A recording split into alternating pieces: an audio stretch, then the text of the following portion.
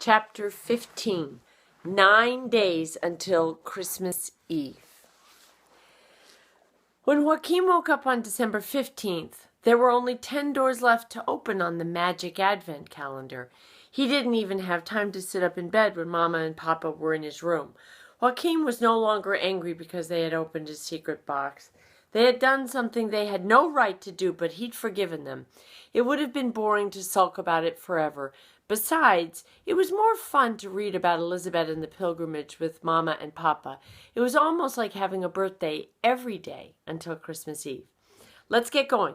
Neither he nor Mama hid the fact that the magic advent calendar was just as exciting for them as it was for Joachim. Joachim sat up and opened the door number 15. He carefully fished out the folded piece of paper. The picture showed islands and reefs with houses on them, and the small islands were bathed in radiant sunlight. That day it was Papa's turn to read. He grabbed the thin piece of paper, cleared his throat, and began reading. The seventh sheep. 6 sheep, 3 shepherds, 3 wise men, 2 angels, 1 Roman governor, and a little girl from Norway came to the lagoon of Venice at the head of the Adriatic Sea. They paused on a little rise with a view over the lagoon, and Epheriel began to point out all the small islands and reefs that studded the water. On many of the islands the Venetians had built houses, on some of them churches as well. Several of the islets were so close together that bridges had been built between them. There were small fishing boats everywhere. The year is 797 after Christ, announced Epheriel. We see the young Venice, which is what the 118 islands will soon be called. The Venetians settled here for protection from sea pirates and barbarians who roamed the area. Exactly 100 years ago, they all combined under a leader called a doge. I can't see any gondolas. I think there should be more bridges, too, said Elizabeth. Epheriel laughed. But you're not in Venice in the 12th century. I said the time was 20th century, I said Venice in 797, and people have lived here for only a couple of centuries. But Venice will soon become so thickly populated that one island will scarcely be separated from the other. While they stood looking out over the islets and islands, a small rowboat glided by. One end of the rowboat was filled with salt, and at the other were some sheep bleating at the sun, which was about to break through the morning mist. The man rowing the boat was so frightened when he saw the procession of pilgrims that he covered his eyes with his arm, took a step backwards, lost his balance, and fell head over heels into the water. Elizabeth saw him come to the surface a few seconds later and then go under. "He's drowning! We need to save him!" The angel Epheriel was already on his way. He hovered gracefully above the glittering water, seized the man when he surfaced again, and lifted him onto the land. The water poured off of him, and Epheriel pulled in the rowboat.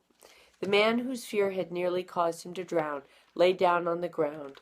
Grazie, grazie, grazie.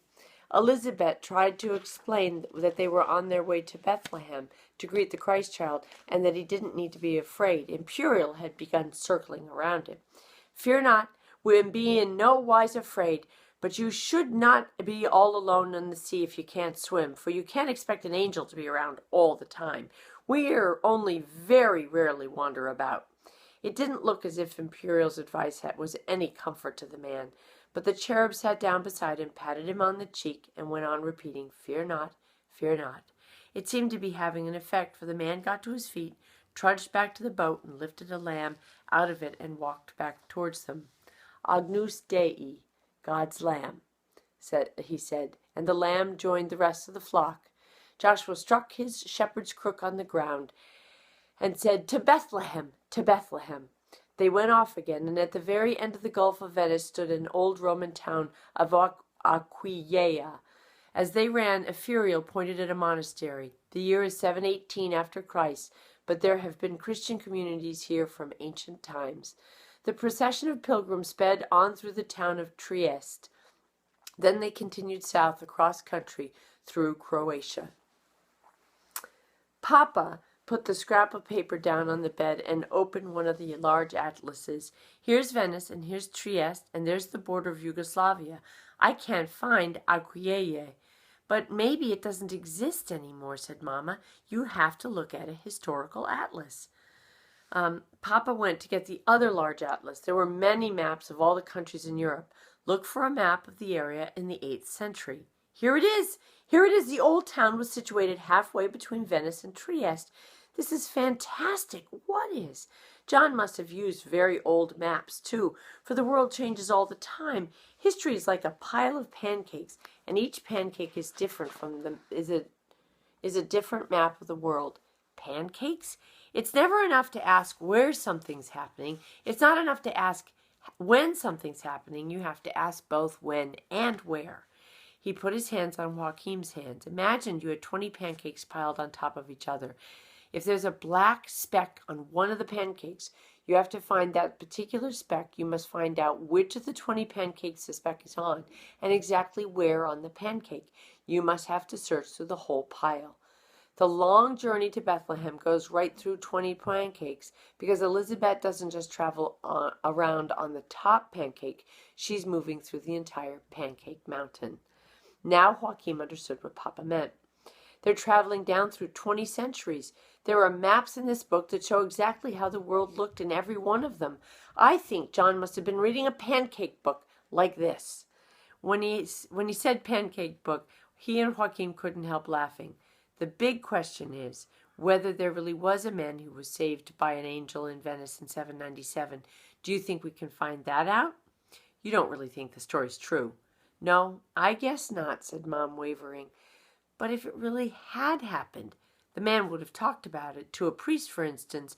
Then it would have been written down somewhere. Maybe we should search through the library. Papa wouldn't hear such talk. He said, let's go and have a pizza in town and visit the market afterwards. Do you remember what he looks like, Joachim? Well, of course. I'd recognize him at once. He talked with an accent, but then he probably isn't Norwegian. That day, Mama picked Joachim up at school. They took the bus to town and met Papa. From the pizza restaurant, they could look down on the market in front of the cathedral. As they ate, Papa kept asking, do you see him? Do you see him, Joachim? Every time Joachim had to answer no, because John wasn't at the market selling flowers.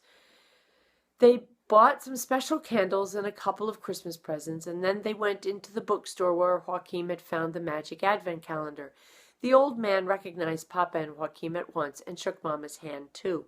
Here we are again. We wondered whether you had seen anything of this remarkable flower seller. The bookseller shook his head. He hasn't been here for quite a while. At this time of year, he's often not around as much. The magic advent calendar is a bit of a mystery. We wanted to invite him to our house to thank him properly. They agreed that the bookseller should ask John to phone them. As they were about to leave, Papa said, just one more thing. Do you know what country he's from? I think he said he was born in Damascus, said the bookseller. In the car on the ride home, Papa drummed his fingers on the steering wheel. If only we could find that man. At least we found out where he comes from. For isn't Damascus, said Mama, the capital of Syria? That's the end of chapter 15. Good night.